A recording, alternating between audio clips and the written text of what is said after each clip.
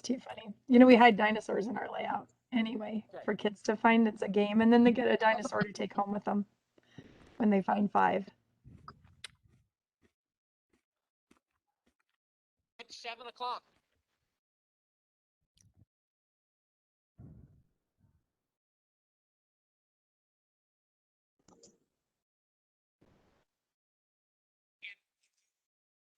Order that one, that's fine. That will work, but they'll also need this because it doesn't go there. But we have a solution for that next time. Good.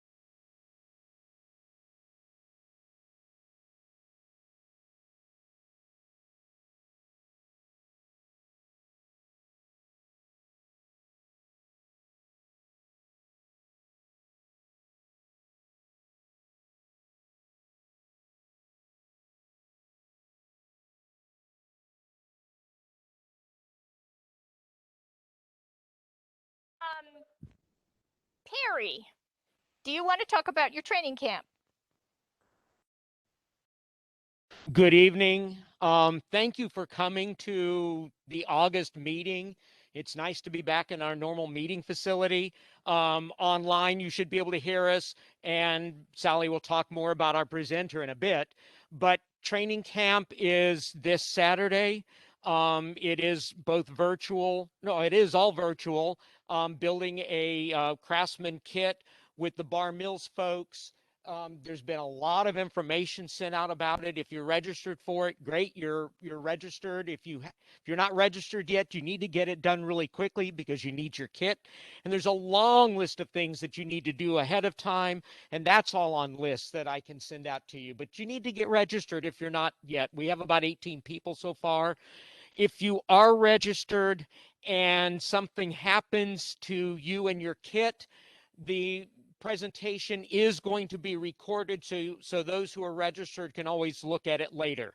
But it should be really interesting. The last time we ran this 2 years ago, we sold out with the maximum number of kits that we got. And so it's nice that we can do people from all across, literally from one side to the other of North America in this presentation. So it's really cool.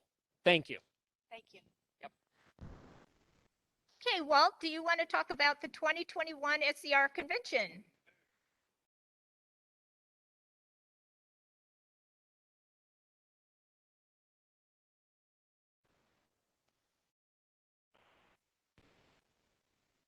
How about this? Can everybody hear me now? Can you hear me now? Okay. I hate these things.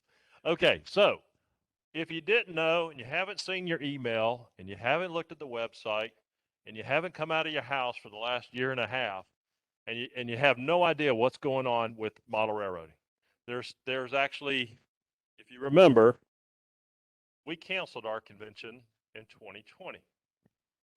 And the guys in Greenville were struggling to try to pull off a convention, and they canceled their convention in June of 2021. And they regrouped and they pulled it off, and it is September 9th through the 12th up in Greenville, South Carolina at the Hilton Hotel up there. And I got an email today. They have a block of 40 rooms allocated for the region. for the convention. They need to fill these blocks of rooms up with conventioneers. So if you haven't reserved your reservation yet for the convention, you can go online, you can pay by PayPal, you can pay by check and mail it in, but go ahead and get your thing in there because it's almost less than 30 days away. But it's going to be a fun convention. They got lots of layouts planned. They have a barbecue. I don't know if it's full yet. There's all kind of stuff you can go see and do at the convention. There are clinics planned. And again, there'll be a banquet on Saturday night as usual. And they would love to have you come up there. So get registered, get your hotel room, go online. If you're not sure what the SCR website is, go to the Piedmont division, scroll down to the bottom on the left-hand column. There's an SCR logo. Click it. It'll take you to the home page of the SCR. When you get to the home page of the SCR, there's a Swamp Rabbit Express convention header right there. Click that, and it'll take you right to the convention information. Everything you need to know or find out is right there. But we need to get everybody registered from our division and have a strong presence up there. If you want people to come to your convention, you need to go to their convention. So I encourage you heavily, sign up, try to go if you can. But the Hilton Hotel is really nice, and it should be a lot of fun up there. There's a lot of cool train stuff up there. Don't know.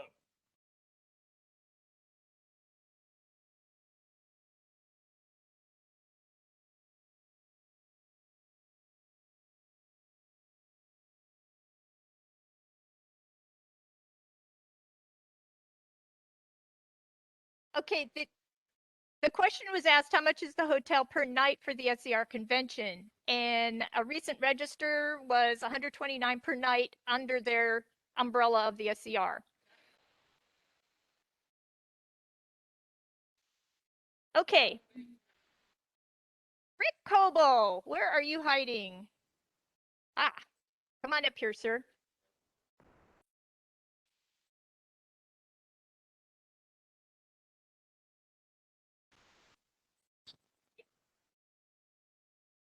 I've got 3 announcements. The first, we need to give thanks and a congratulations.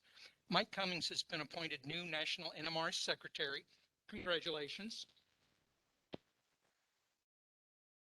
Our new Assistant Secretary is someone most of you know. What's his name? Royal Bruce. So he was recruited by Mike.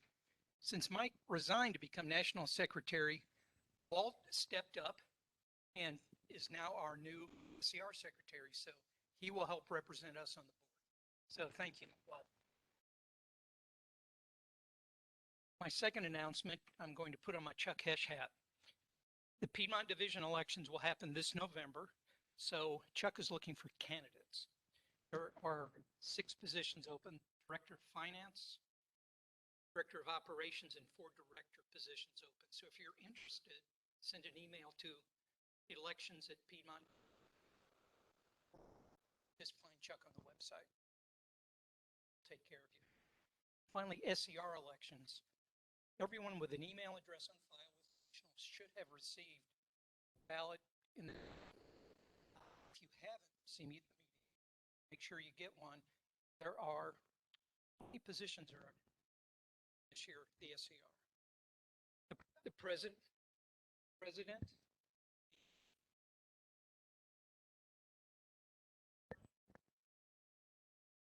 treasurer, and 2 director positions are open. So you should have received your ballot in the mail. And if not, like I said, come and see me. That's it.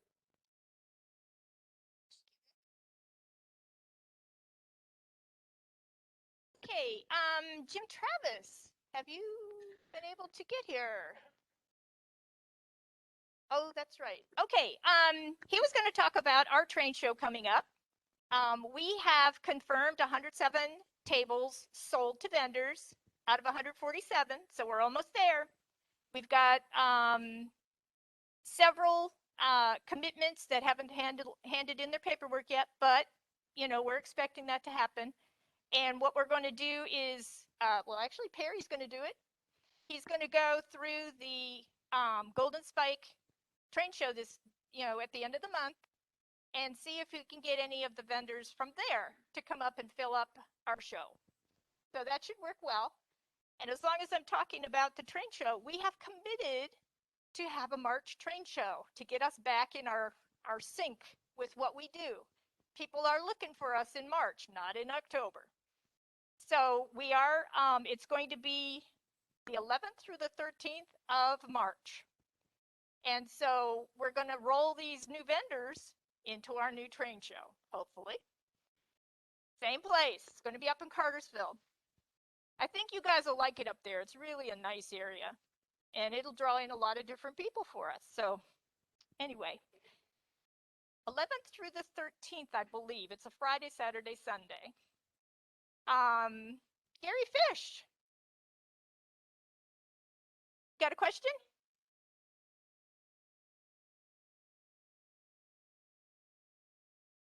No. We have a setup day on Friday. Yes. Okay, Gary. You have to hold both. I get to hold both. Hi, guys. I'm the membership chair. I want to welcome you all. Glad to see you live. On the 28th of August, this month, we've got our Golden Spike. We have a booth for it, and we need volunteers. So those of you who work on your volunteer awards, especially with Charlie, if you're here, I didn't know if I saw Charlie. But you can get your volunteer awards time. I've got some pages. I need some folks, and it's a great opportunity to talk to people about the NMRA, and then to see the show for free. You know, your opportunity to walk around and see the show while you're there. So I'm going to send around some sign-up sheets. We will be looking for volunteers for the October show also, among others, but this one's the one that's a priority right now. So I'm going to hand around 4 clipboards. If you guys can sign up on the dates you're available, we'd love to be able to fill it up today. And I'm so glad to see all of you live. And the Golden Spike is a one-day event. So, you know, we're not looking for a huge amount of volunteers, but we do want it full and comfortable. So about a dozen. Okay. Okay. Charlie Mason.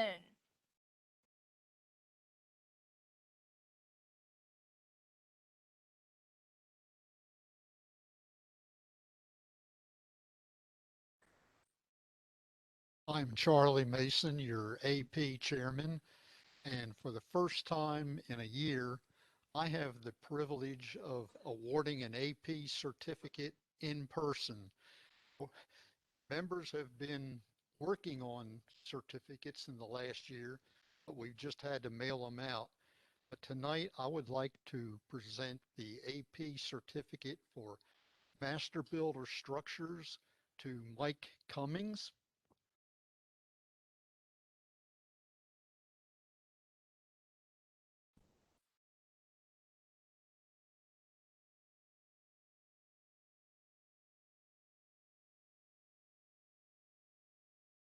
Congratulations, Mike. You want to turn around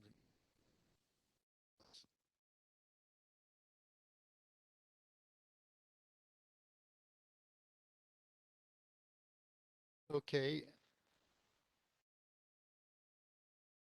That makes Mike's 5th AP certificate. I would also like to announce that we will be having a model contest as usual in October. So start working on your models. Just remember that with each model entry, you need 2 forms to accompany the entry. You need a contest entry form and a judging form. Both of these forms can be downloaded from the NMRA website.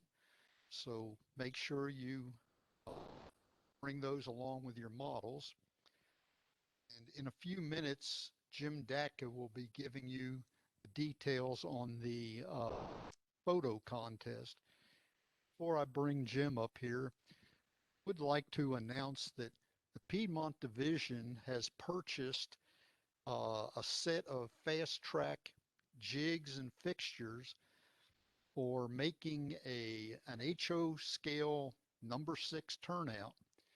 These jigs and fixtures will be made available for Piedmont Division members to borrow to work on their civil AP certificate. It will be necessary for you to have, in addition, the Code 83 rail. These fixtures only take the micro engineering rail. We do have a supply of rail. We do have some PC ties that are also used in the construction, and these will be available very reasonable price for you to purchase. So if you've been holding off on working on scratch building your turnouts for the AP certificate, we now have fast track jigs and fixtures, which will greatly simplify the procedure. The way we're going to work it is I will be responsible for the jigs and fixtures. We'll pick them up from me, borrow them for a 1-month period, bring them back at the next meeting. We will ask you to put up a check as a deposit.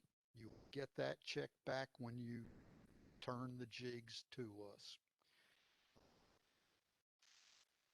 One other thing, in conjunction with scratch building turnouts using the Fast Tracks jigs, Peter Youngblood is working on getting Clark Koenig here sometime in 2022 to make a presentation during the meeting how to use the Fast Tracks jigs and fixtures in scratch building turnouts.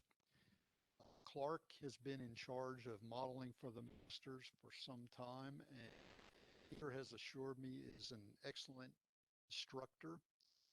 The day after the meeting, we will have a series of clinics. We will have jigs and everything available, and you go through and actually construct turnouts using these jigs. This is in the work 2022, so you'll hear more about this later on this fall. Jim, if you would come up and talk about the photo contest.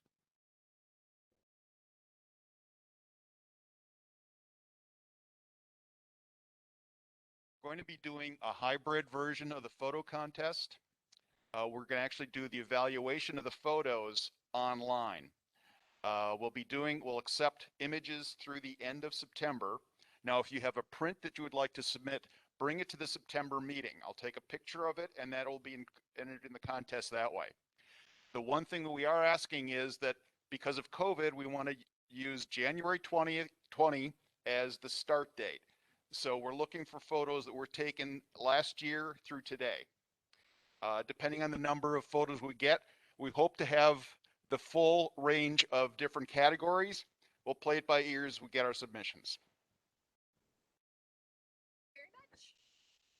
Hey, Mike Deaton, you want to come talk about the pilgrimage?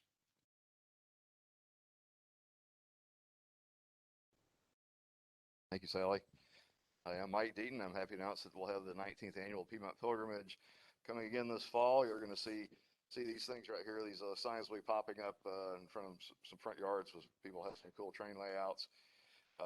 The dates, we're doing open houses and still doing some virtual video tours.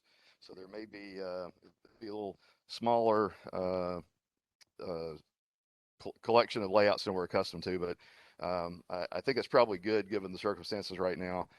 We expect to have about 40 open houses and homes, and probably about 10 different videos that'll be new this year as virtual tours only. The dates for the pilgrimage are going to be, we're going to start Saturday, October the 23rd, and wrap up on Sunday, November 21st. That is the Sunday before Thanksgiving. Just a couple of things we need to make people aware of this evening is that we're not doing a tour booklet like we've done in past years. We are also not doing commercial advertising, but we are going to do the Pike ads again. Jim Foley, our treasurer, is in charge of doing that part of it for us. He is not here in person tonight, so if you're here in person and wish to purchase a Pike ad, I can take your money and relay that information on to him. If you already have a card that we've used before, the charge is simply $10. We're just going to put it on the website. It won't be in a booklet, but we'll put it on the website. If you want additional cards, there's a $5 charge for that. And if you want us to design one and print 50 cards, the charge is $18 for that as well. So again, Jim is the contact. His contact information is on the website under the officers. So you can follow up with him, or if you want to do that tonight, you can give me money and I'll pass it along to him. Also, we're going to be doing the operator assistance again. Obviously, we didn't need those last year with our virtual tours, but with trains running, hosts will like to have some people in their homes with them to help run the train. So Tom Gordon is here tonight. He's in the back of the room. He's got a sign-up sheet for those of you who are interested in being an operator assistant at some of these home layout tours. We hope to get you the actual schedule of who all is included here pretty soon, but they're, again, kind of scattered all over the place around town. And okay. All right, so while they're fixing that, the other thing, if we have a bunch of signs here tonight because Tom had some of those. So if you are here tonight and you're going to be on our tour and you need signs, I can actually give you some tonight. So just see me at sometime during the meeting and I'll get you a sign or signs, as however many you need. Just a couple of details on the pilgrimage, of course, with COVID and everything. I want to make it very clear to everyone that every tour we're doing, every in-person thing is going to be in a private home. So as such, those of you who are hosts, we appreciate your willingness to do this. It is your home and your choice as to what restrictions or requirements you have for people to come into your home. We do need to publish that on the website so that people planning to go will know what your expectations are. If you want masks or going to make it optional, or if you want vaccination proof, whatever, this is your choice. But we want to publish on the website so people will know before they go what they need to comply with, and we'll be happy to share that information. We also expect that our operator assistants and our hosts be vaccinated. If you have an issue or a question about that, let me know as well, and we'll address that. But that's our expectation. Also, too, I just want to make it clear to host, if you are concerned with the Delta variant surge and all this stuff here at the late date, if you are on our schedule, we appreciate that. If you suddenly decide you want to be off at any time between now and October, let me know. Just let me know immediately as soon as you make that decision, and we'll be happy to show your tour is canceled and take you off the schedule. But we need to be timely with that, because the website, without a booklet, the website is going to be the primary means of communication as to how, what the tours are, where they are, and when they will be. Of course, remember, that is www.piedmontpilgrimage.com. So we have a separate website from the division website we'll have all the tours scheduled, the layout descriptions, and so forth. And we'll also, again, be publishing the virtual tour videos. We'll put those up on the first day, which is October the 23rd. One clarification I'll make, I had a question this evening about the videos. If you are a open house host and you had a video last year, or either a virtual tour or any other video, we can still post it on your tour page. And we will do that if you were on the pilgrimage, the virtual pilgrimage. You do not need to make a new video just for your web page. The only requirement we have for videos is if you are being featured as a virtual tour for the pilgrimage, which is a fairly short list this year, but if you're wanting to be listed and publicized as a pilgrimage participant this year for video, we do request a new video for that. And we've already kind of got the final schedule. If you're not already contacted to at least say you're getting put on the schedule, Charlie Mason and Joe Sullivan are handling that, or you can contact me and we'll see if there's anything that we're missing on that. But we're in the process of making the final schedule now, and then we'll be ready to publish that soon. So we'll get that out to you as information becomes available. Any questions from the room or from the internet? All right, so they're not able to hear this. Okay. So any questions from the room then?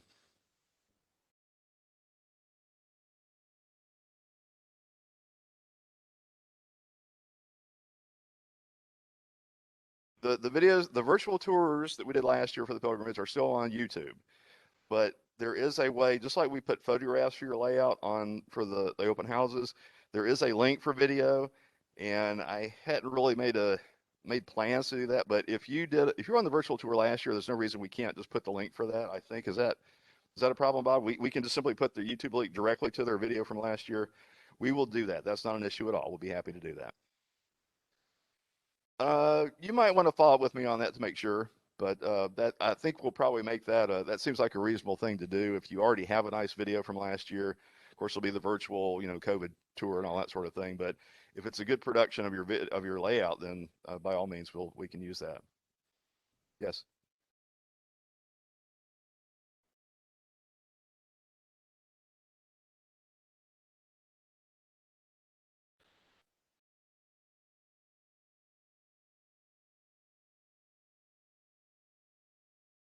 Joe says see him tonight, here and now. So, how have we started reaching out to host to confirm yet or not? Not yet. Okay. We should have a final schedule ready to be confirmed. But if you want to check with Joe Sullivan's got that in his hands tonight. So he can confirm that and make arrangements tonight if you want to do that. Some other question? Comment? I usually end up handling those. I have the access to do it, so I'll be able to do that for you. Just let me know. Tom, again, for operators, you have a sheet. Do you want to pass it around? You want to say anything? Okay.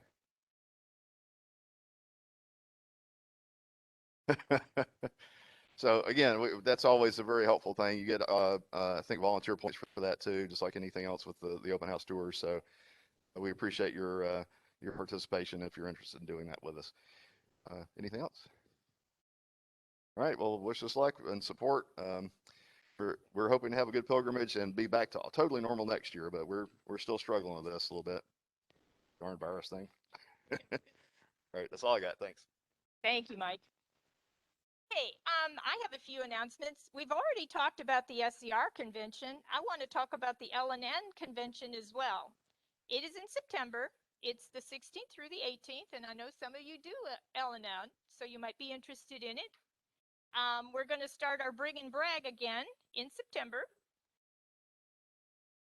Cartersville, but not at the building that we're doing our train show. It's going to be at a hotel. The Bring and Brag.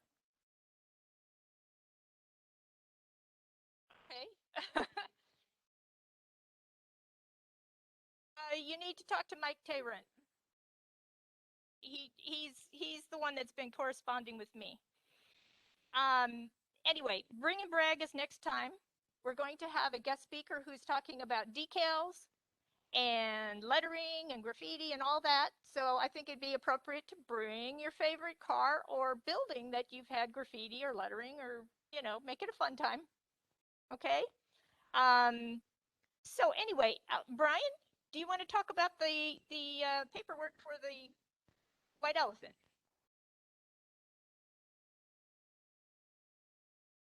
Oh. Okay. Hey everybody, it's great to see you again. It's actually great to see anybody after 18 months. But I will be assisting Howard with the white elephant table this year again at the show. And there's been a big change that we wanted to let you know about, which hopefully will help everybody out. Last year, we issued over 2,000 chits for a show, obviously, that didn't happen. So every year you hear me tell you that if you have old chits, go ahead and throw them away. It's the present year. What we're going to do this year, the 2021 chits will be numbered after the 20 chits. So if you already have chits filled out from the show that didn't happen, feel free to use them again. I think that's going to really help people out so you don't have to get all new ones.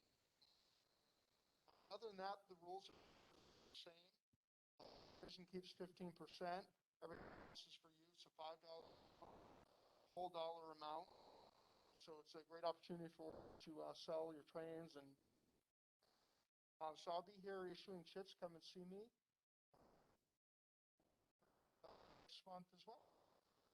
I'm going to be sending around a list of anybody who may be interested in volunteering for the White Elephant Room, as it is. Put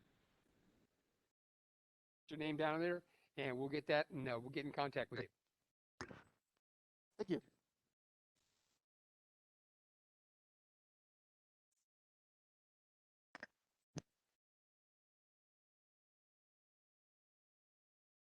There we go. It's a dance. Okay. I also wanted to, Randall came up to me and asked me if I could announce that he's selling SCR region cars. So he's going to be, yeah, he's going to be in the atrium in just a few minutes to sell those. We're going to take a small break. I need to see what time it is here. Okay, so at 7:40, we're going to come back. So you get 10 minutes to mingle. And then we're going to talk to Michelle, who is our guest speaker tonight. All right. So anyway, be back in 10 minutes.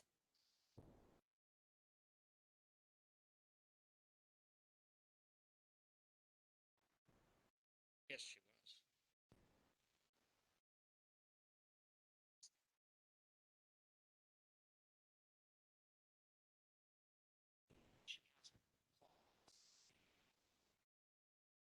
Came back.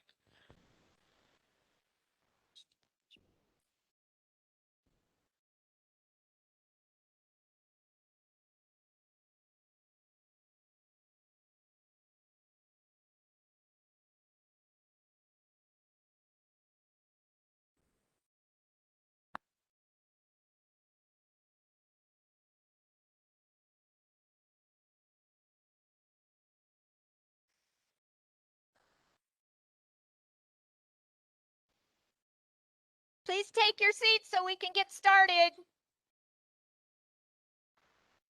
What?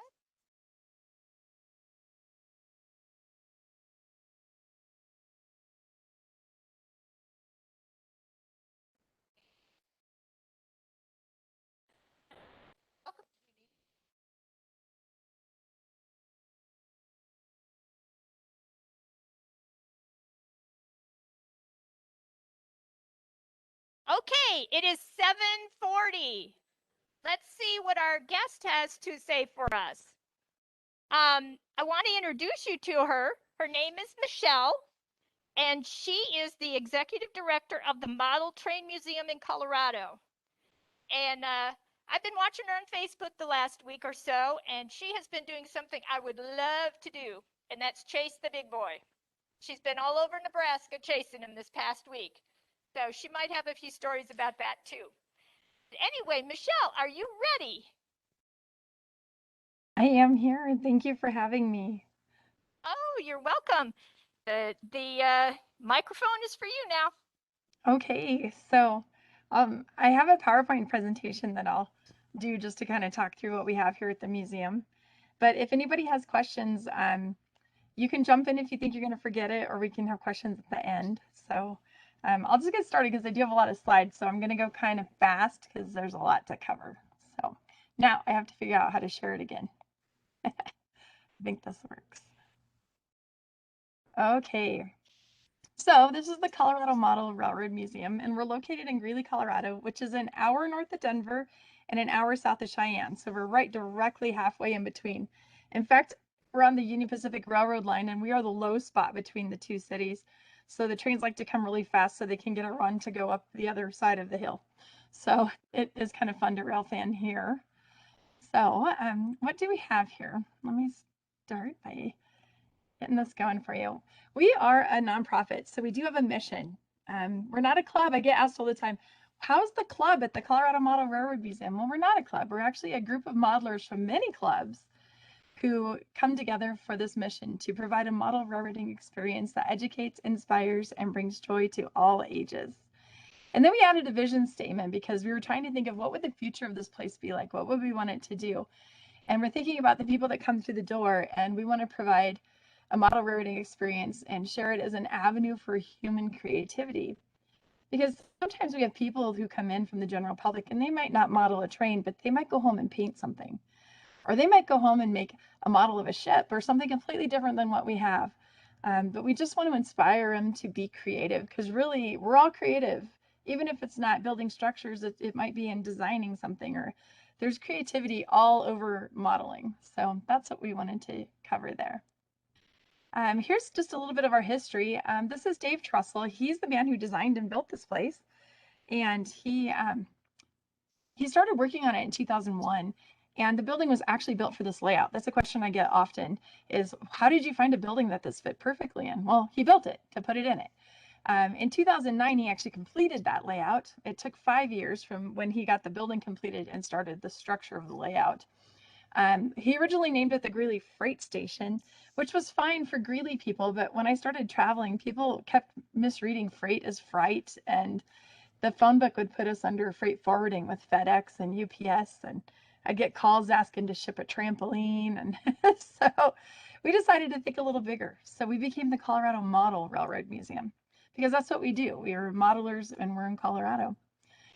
So what we have here is a 5,500 square foot layout.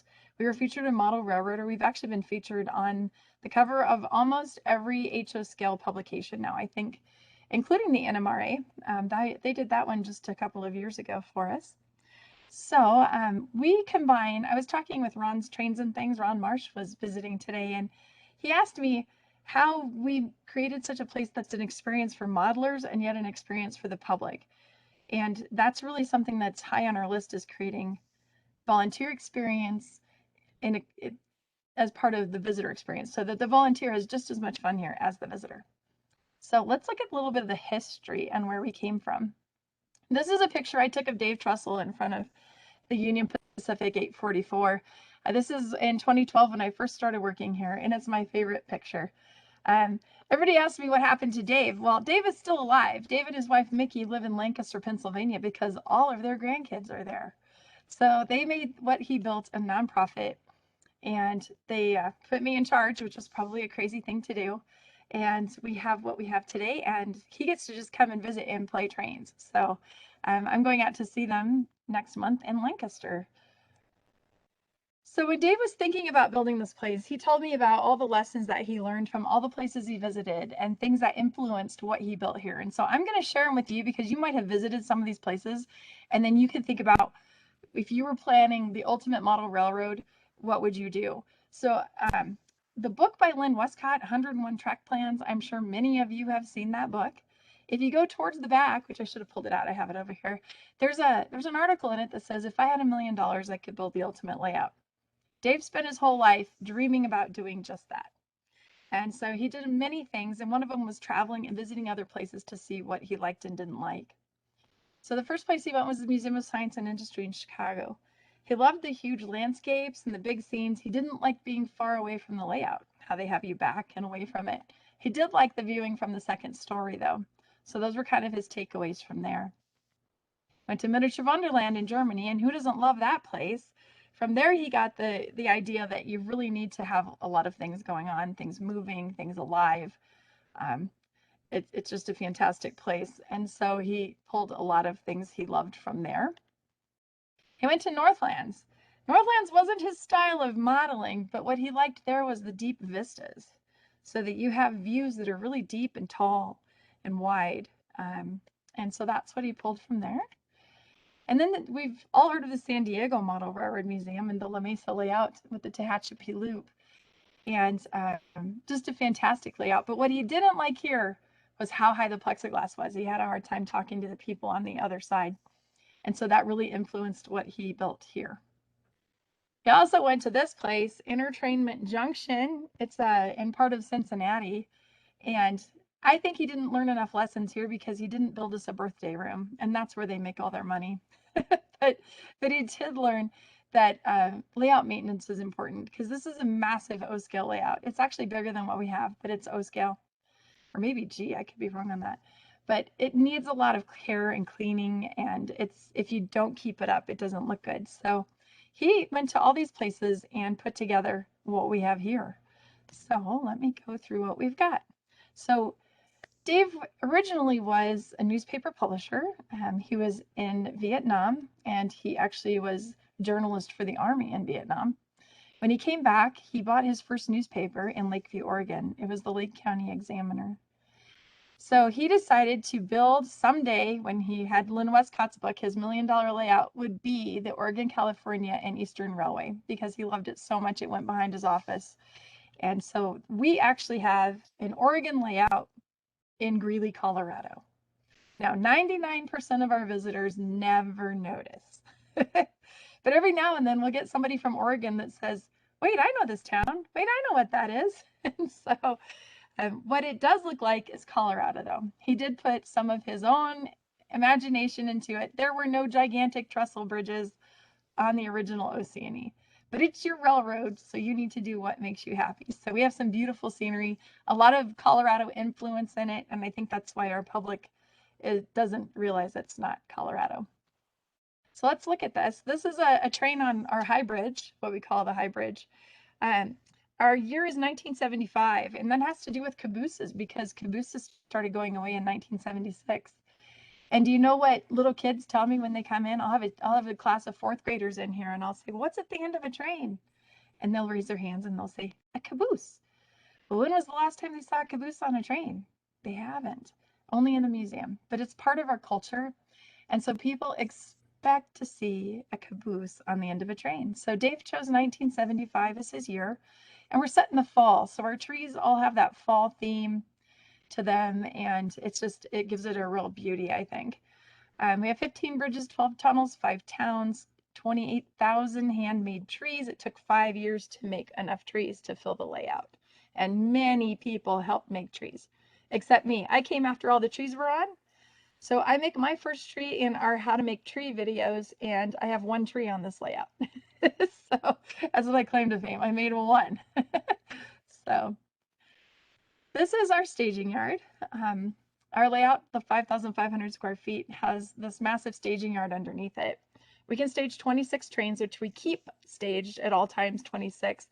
And then in this photo on the right-hand side, you'll see there's 2 sets of rails that go down our 100-foot long staging yard. And that's where our volunteers can build their personal trains. We actually have a set of brothers who bring in a train that takes in both those tracks and the 3rd track, the through track there. And they have a 380 car, 11 locomotive powered coal train that we run. That is massive. We call it our extreme train. Most of our trains are about 100 cars. Some are like 70 or so, but we do run very long trains. The picture you're looking at, I actually took today. So you'll notice that the 271 regional is missing its front locomotive because it's in the repair shop.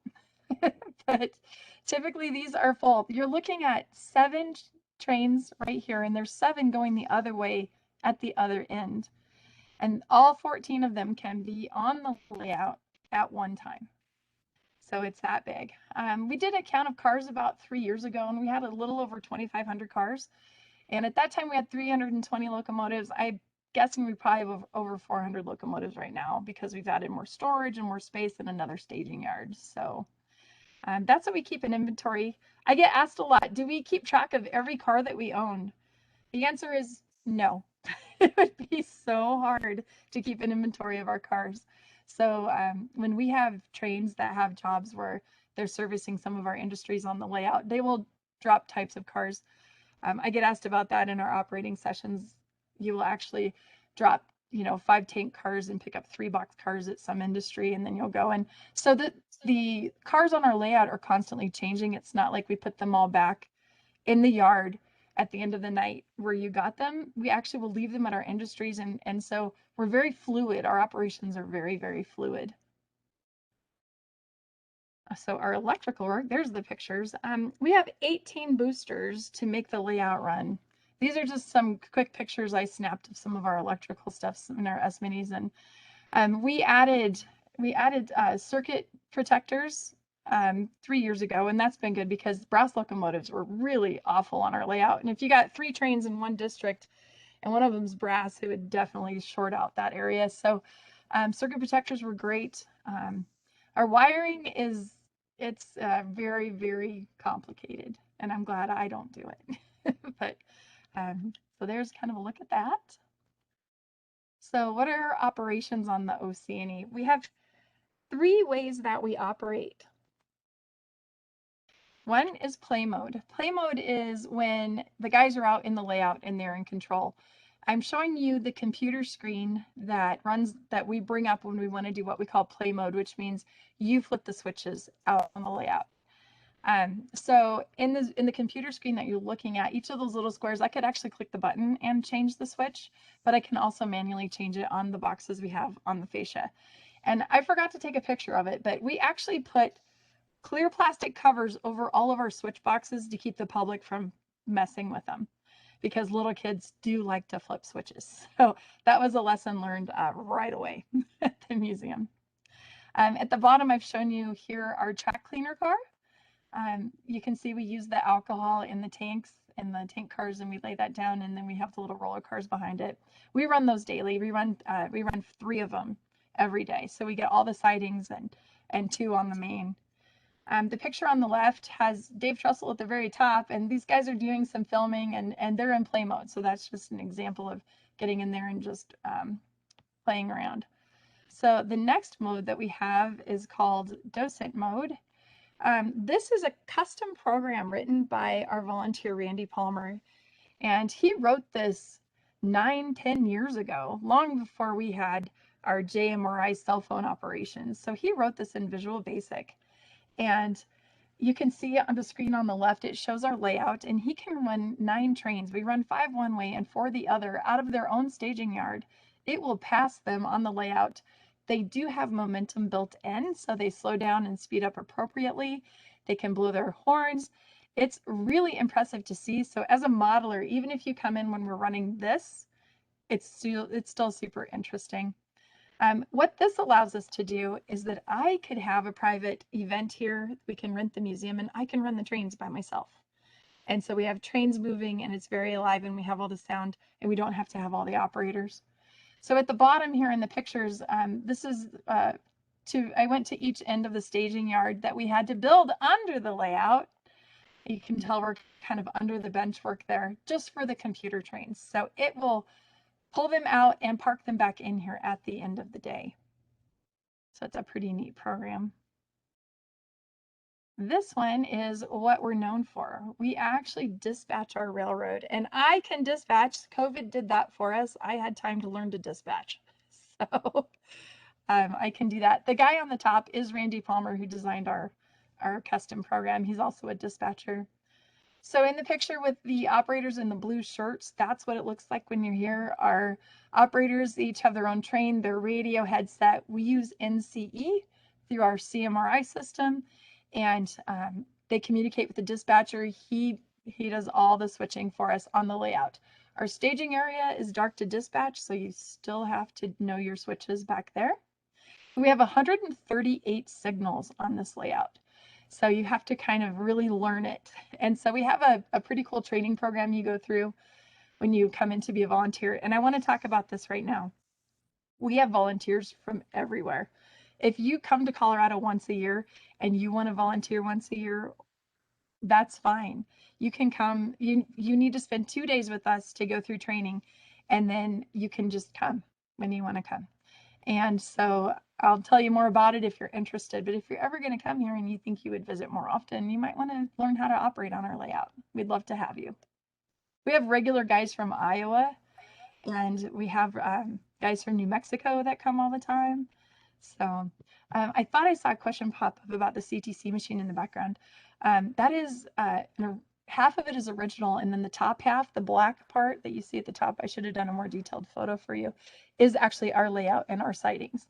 And so we did some things to our dispatching board to make it 1975 and a more realistic experience.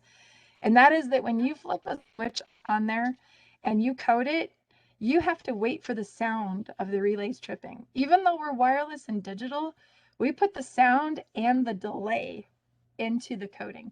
And so as a dispatcher, I could code 3 signals, but I'm going to wait 18 seconds for those to actually code. So it's very interesting. I think it just throws another dynamic into it and makes it definitely more 1975. And I was alive then. I am that old. So okay, now we're just going to look at some pictures of the layout so you guys can get a feel for what it looks like. This is our Lakeview operations where the logs come in down the water, and they're going to one of our sawmills. We have 2 separate sawmills. And so this is a scene with the Cantilever Bridge. Right when you come in the building, this is one of the first things that you see. Here is a view facing that sawmill from the other side of our city of Lakeview, Oregon. And Dave likes depth, so the people will be off to the right-hand side of this, and you can see how deep the scene is, even just to the general public there. And then here's where we go around the corner to another sawmill. This one's the Fremont Sawmill, and it has logging ponds. This one has sound effects. We have a volunteer who loves the product called Arduinos, which are those programmable, easy to use little circuit boards. And he does sound effects for a lot of our things. So this sawmill has some saw sounds, it has the whistle blowing, it has break time, lunch time, end of day, shift change. So we have all sorts of sounds that go with this sawmill. So here's a picture in one of our little yards, and that's one of our shays that we have there, the 4-spot. And behind it, you'll see one of the OC&E locomotives. Those are the blue and white that we run of our railroad. Here's just another scene along our tracks from one of our calendars. And here's another one of our yard scenes. So we're definitely a logging industry. We log it, we take it to Warehouser where it gets work done, and then it goes to these yards and we ship it. And so here's some more photos of our lime processing plant here. This is in what we call West Lakeview, and we have switchers. We have 3 switching yards that can be operated all at the same time while the trains are all operating too. Actually, that's on the main layout. Plus, we have a shipyard called Coos Bay. So I guess we really have 4 switching yards that can be going at the same time. This is one of our doodlebugs. He's going down the Shiwakan River here, and you can see how deep this scene is. It goes way, way back. So this is a doodlebug. They did run on the OC&E, and so we operate it, and we have a volunteer who will take this train and take the crews up to the logging camps and drop them off and then bring them back at the end of the day. So here's another one of our scenes. This is one heading towards the back, and just as the train goes over this bridge, right behind the locomotives where that's at, we actually have a defect detector in there. I don't know if anybody's ever bought a defect detector for those hotbox detectors, but Boulder Creek Engineering makes one, and we have one on the layout. So we do have the ability to randomize a hotbox into our operations day, and it will tie up the railroad because you have to go back to the axle count, get that car out, get to a siding, take it out. We do the whole thing. We don't do it very often because we're here for the public more than we are for tying up the railroad, but we do have that capability. We run a little steam, so we're 1975, right? But people want to see steam. So Dave has a little tiny logging camp that still uses their old steam locomotive because it still works really good. No reason to get one of those modern fancy diesels. So they still run steam. And this is on one of our short lines called the Paisley Branch. And you guys are going to hear the Union Pacific go by because it's right outside the building and I hear a train coming. So if you hear a horn, that's the Union Pacific. This is our little logging shay, and he's on our Paisley Branch going over one of our Trussell bridges. And here he is at the Silver King mine. And here comes the Union Pacific. Okay, there he goes. It is kind of fun having a train outside so we can go out and watch the trains go by. It makes it fun. Here's another one of our scenes. This is at this spot on the layout, there's actually a track on the lower. You can see on the left-hand side, there's a track down here. There's a track here. There's a track above it where this rock outcropping is. And there's a 4th level of track up at the top of that photo. This is one of our areas where we're 4 tall. And to get to these places, it's probably 15 minutes around to get to the track above you, to the track above you, to the track above you. And this is 1/2 of the layout, if you think of it as like having a peak in the middle. And then we have a helix part on the other side that you go through. It takes a train. It'll take you a good hour to an hour and 20 minutes to get around the layout and get your train back into the staging yard. Here's a picture of Gearhart Mountain, which is above that. It's above that train that we just saw. This is about 2,000 pounds of plaster and about 5% real rock. But there is a coal plant across the tracks from us, Kaiser Coal. And Dave went and got this great big huge piece of coal, and he carved a rock shape that he liked, and he poured a couple molds, and then he carved it again, poured molds, carved it again, poured molds. So we have about 380 molds that he made off of coal, And that's what he made all these rocks out of, his homemade molds. And I think that's why our mountains are so scenic, is that Dave had this vision of what it should look like, so he could create those molds and then use them and rotate them and turn them to make this mountain. It took him 6 months to make this mountain. So here's our forest fire. The train is going over a bridge near the forest fire. On the left-hand side, you can see where the burn scar is.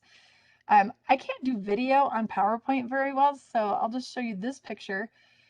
We actually have Arduinos, and you can go on YouTube and see videos of a forest fire, but we have flickering lights and the sound of a crackling fire, and our smoke comes up from that, and it's a very realistic looking fire.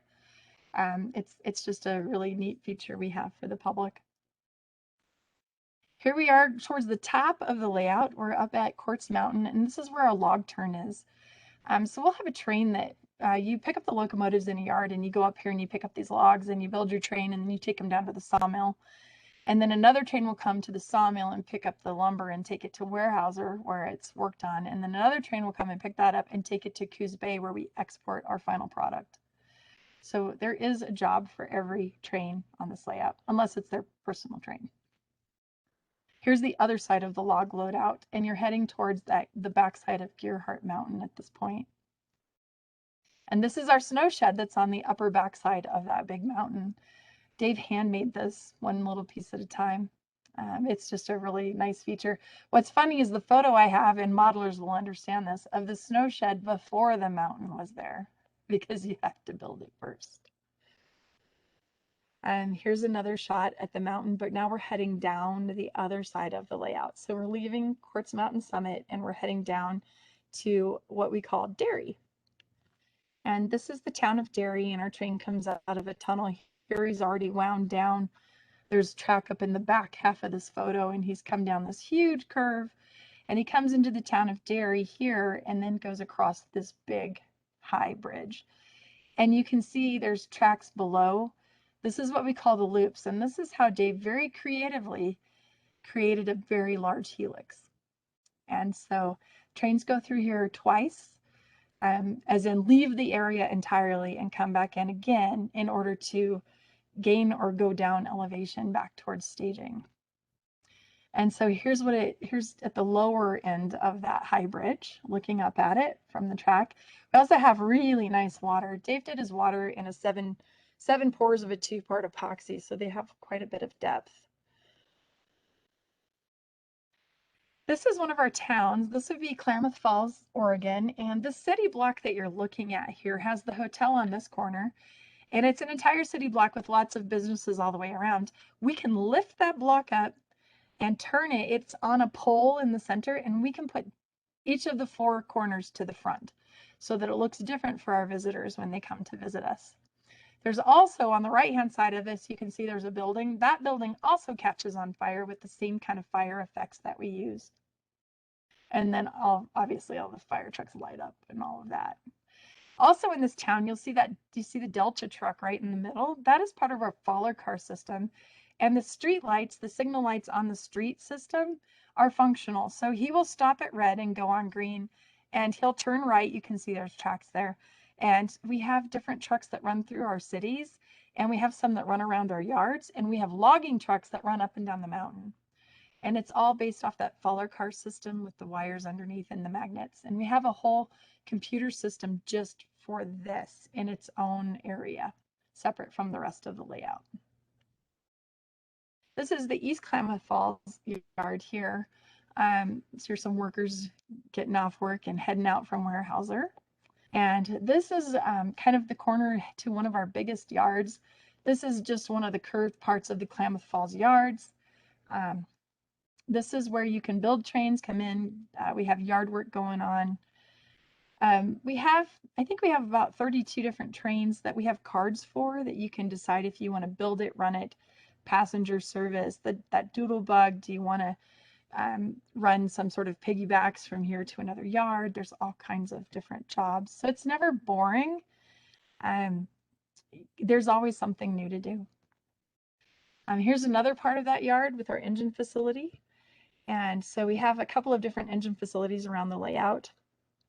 But That's just kind of a quick overview of the layout with photos. And then I'm going to talk a little bit more about what we do here as a whole. So this picture shows you what it's like to look down from our mezzanine. Dave loved that Museum of Science and Industry and how you got to go upstairs. So he did build a large mezzanine across the top. So you can go up and look down. And I'll tell you that the man in the picture operating right here with the headset on, that's Jim Leonard, and he is the current conductor on the Union Pacific Big Boy Tour. So he's here pretty much every Saturday when he's not out on a train. So you can see we have a break room up in the top. We utilize our areas, and this kind of round green centered area, we call that the teardrop. And that has a duck under staircase to get to it. That is our control center where the computers are, the locomotive desk, the rolling stock desk, and all of our really, it's like the hub of all the activity is kind of hidden in there from the public. Here's a picture of what it's like to visit. Dave wanted wide aisles. He didn't want to be crowded. You know, you visit a lot of home layouts and they have enough room for one person down the aisle because you make as much layout space as you can in your basement, right? And so he really wanted space. So you can see we even have stairs that you can climb up and look out on our vistas.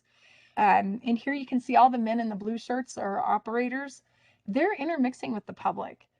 So when you come here, you might be operating a train, but at the same time, you're explaining your train to a visitor.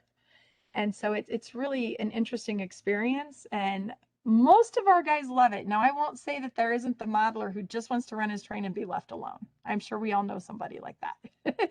And we have them too, but most of our guys are great at visitor experience. We also do some crazy things. Because we're here for the public and having fun, we have a rule here.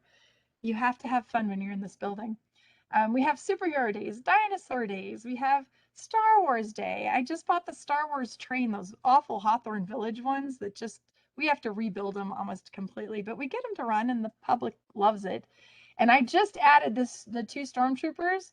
The sign they're saying right here, this is from Scale Trains. They released their deaths, you know, the Death Star, the heritage locomotive. They released it the day we had Star Wars Day, so I printed out this little sign and had the stormtroopers say they found the Death Star, and I sent it to Scale Trains. So we always try to have a little fun. Here's where we had Rapido made the Colorado Ski Train and sent it to me, and I know Jason Schron loves Star Trek, so we made a Star Trek car, ran it on our trains, and added it to all their videos. So we are the most prototypical layout you'll find that does the most weird things on the side for the public. And so we do find this balance in there of model railroading excellence with having fun with the public. And so we try to always put the two together. These pictures are the build, and it's going to just rotate through kind of a photo op of the build of it.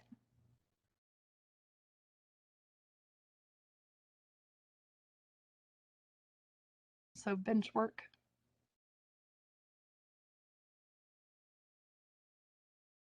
Finished.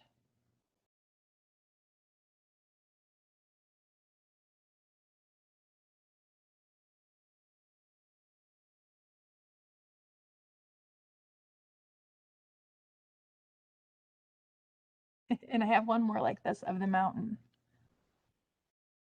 So here's the build of our Gerhardt Mountain.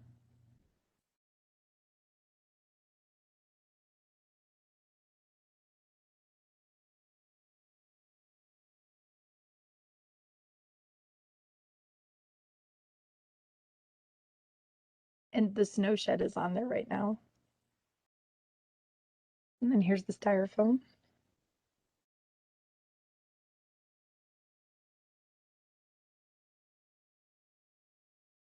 And then the final product. So you should always document your layout. I'm glad we had these photos so we could make those slides and show the actual build of it. I guess that question about a caboose. We do have a full-size caboose sitting in the layout. I hope you saw it in the photo. It sits in the corner of the building. So the next part here, I was going to talk about what we do with kids, because we get asked this question: how are you going to continue the hobby? What do you do with kids? And this is what we've done over the last 4 years. So we've done lots of things. We've done these little scenery wedges. This is a clinic you can get real easy from Woodland Scenics. We've done square layouts with kids in schools. We do boys and girls clubs. We've done pizza layouts here with the kids in our building. And those are fun because they fit in those giant pizza boxes and the kids can take them home. And yes, girls are very much involved in modeling here. And then we went to the School of Innovation, which is an elementary school near us, and we built the Woodland Scenics very large pieces and put them together. And by the way, if you ever have a kid who's going to make a mess in your layout, you cut a hole in the center of the trash bag and 2 armholes, and you just pull the trash bag over the kids, and it works fantastic. We do this all the time. So, and then here's the kids at Boys and Girls Club doing the same Woodland Scenics kits. And then here's what we did with 2 different Boys and Girls Clubs. And we got together at the end of summer and we put their 2 sections together and ran trains on it. And so we do a lot of those kind of things with kids. When we shut down, we went virtual, and I applied for a grant from Union Pacific, and we created what we call our STEAM Kids Virtual Classroom, which I don't have photos of here, but you can find it on YouTube.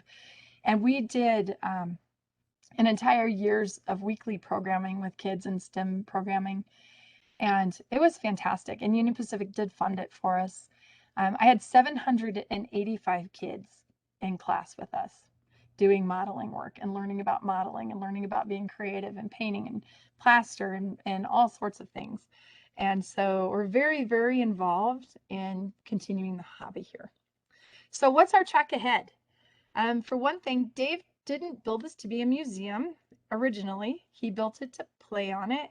He thought clubs would visit and it would be a really cool operating experience. And then he just thought, well, when I die, I'll just give it to the city of Greeley. So not a great plan once people wanted to start seeing it. And so starting in 2009, when he first opened the building, more and more people wanted to see it. He used to just be open on the first Friday night of the month. And then we went to Saturdays. And then I came into the picture as a volunteer. Dave had called different nonprofits in our town and asked us to come in and do a fundraiser. I worked at a homeless shelter. I was a single mom going to college. And so I got chosen as the person who would go to this really weird place with trains and do a fundraiser for our shelter. So my daughters and I came in this building, and my little girls went out into the layout. And about 2 hours later, my youngest comes back and says, Mom, this is the coolest place I've ever been. Could we volunteer here? And I said, you know what? I love this. Let's do that. So we were volunteers here for 2009 and 2010. I graduated college, and Dave said, Michelle, I think if you will take a risk with me that this could be a tourist attraction, I think it could be something sustainable. And so he agreed to fund me for 3 years and see where we were at the end if we could be sustainable. And at the end of the 3rd year, we put money into this bank, into savings. And since then, every year we just keep building our cash reserves and continuing to build our programming, hiring more staff.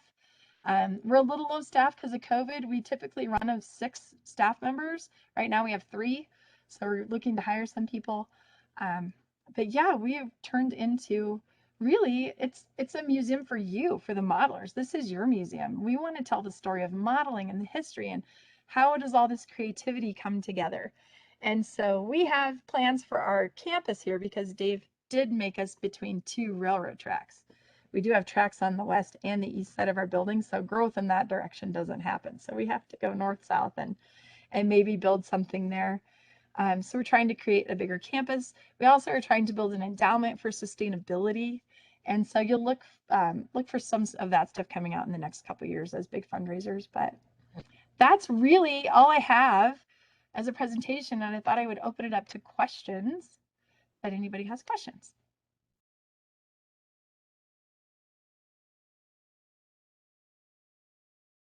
And I'm not going to hear if they're in the room. So I guess since it's a hybrid meeting, you'll have to tell me.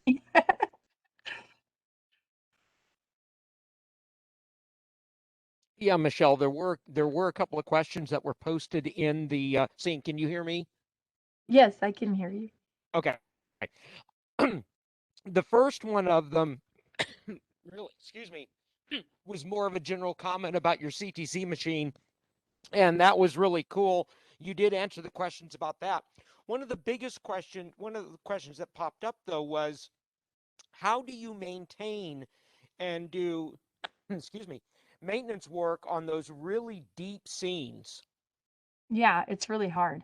And we're closed every Monday because we're cleaning the layout. I didn't put very many slides about this, but we have a group of about 15 guys that come in on Mondays and they just clean.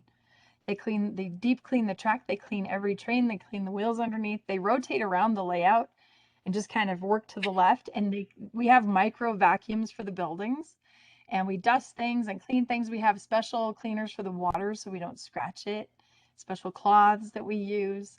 The deep scenes, we have those, we call it a creeper. I think they're made for the automotive industry where you get up and you lay down and you can like lay way over. In our biggest place where we can't get to the middle, we actually do have one access hatch in the trees we can lift up and we can get in there. But most of it we have to reach really far. So yeah, it's not easy. And I'm sure that right now there's a lot of spiders in there and at any given time. So we have to mitigate the spider webs. We were doing a photo shoot for our calendar one time and the proof came back and I could see this spider web and I'm like, that is the world's largest spider to go from that tree to that tree in the picture. So we had to go reshoot the picture. So we do have all sorts of issues. Dust is a problem. We have to really mitigate dust. We run a vacuum car, we run a magnet car, and we run the cleaning cars like daily. So did that answer your question? I hope so. I haven't heard it. I haven't seen a response back yet. Okay. And how often does the layout get broken by visitors touching when they should not? Pretty much daily. On that picture where I was showing the guys, our plexiglass is all of about 8 inches high. And so what happens is people point and they accidentally break our power lines. So the power lines went from being nice, stiff metal to being bungee cord material pretty quickly. So you can't really tell that they are bungee material because they were getting broke all the time. Our trees get broken. I have to say this though, I call it the Disney effect. When you go to Disney World, you don't litter because it's so clean, right? You don't make a mess there. So the public, I think, looks at our layout and we keep it so clean and so nice that they don't touch it. Typically, if anything gets moved, it's a small child that didn't get watched. One time we had this massive car pileups in all of our towns, but they weren't more than like 8 inches into the layout. So we knew it was little arms because they could only grab things so far. And they made these fantastic racks. Like he was really creative. So we photographed it, put it back. It's not very often that stuff breaks though. I haven't seen any other questions out there. What is the maximum grade on the layout? We have a 2% grade. And because Okay. we run such long, heavy trains, we actually do have a helper pocket where we can put helper locomotives, and sometimes we need them. Okay. What is your overhead lighting? Oh, it's terrible. Don't do what we did. When Dave built this place, it was kind of pre-LED, and so he bought stage lighting. It's beautiful. We have theater lighting, so we have all those barn lights like a theater. But Dave put them in before he built the layout, and there are places where we can't get to it. It's really hard, and cleaning it is hard. And so, but that's what we do. Our light panel has 8 sections, and under each 8 section are about 20 different light panels. And so we can turn it on by these big sections. We can do moonlight, sunrise. Because we do have those stage lights, we can do some amazing lighting, but it's really hard to get LEDs into those. So yeah, good and bad, lessons learned. Don't build your lights over your layout before you build your layout.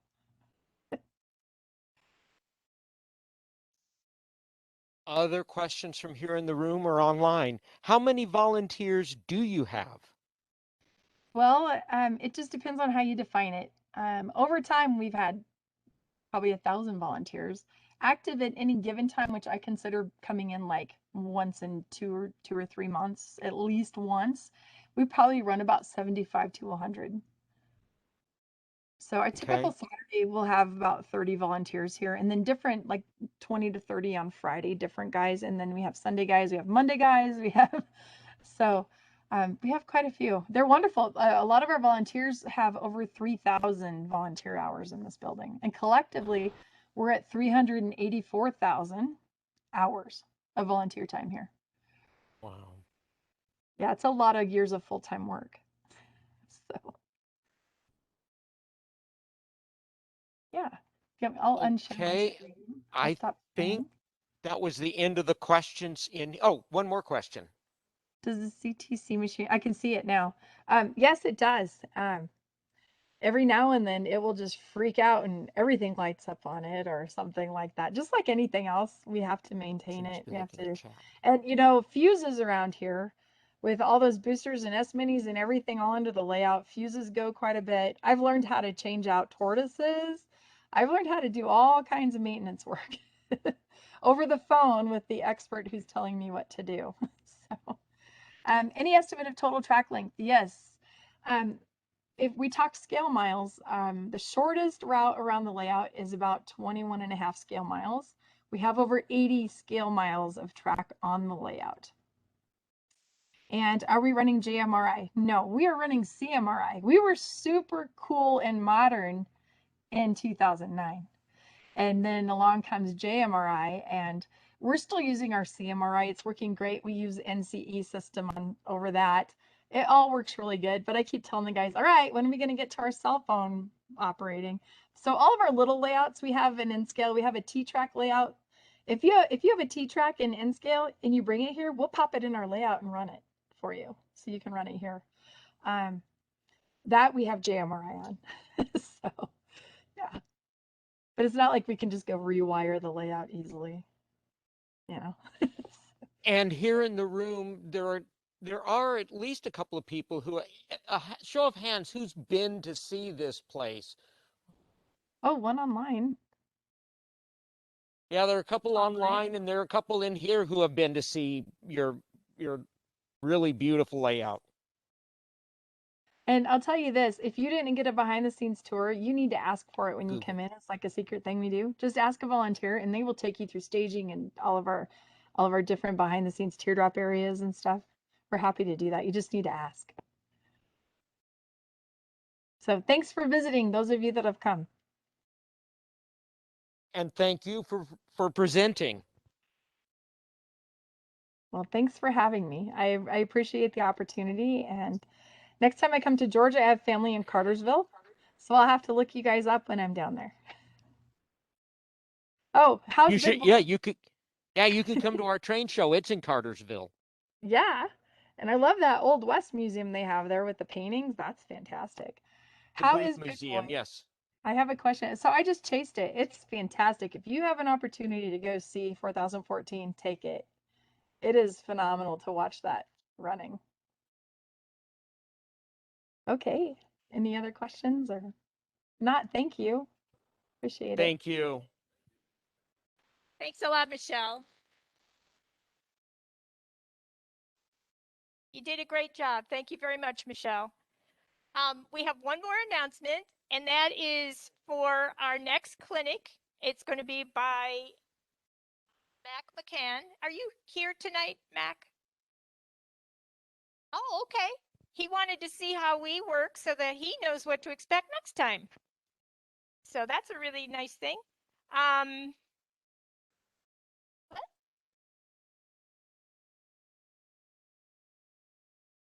Oh yeah, and we're going to be doing the bring and brag, remember? So bring something for us. We've got tables up here to put it on.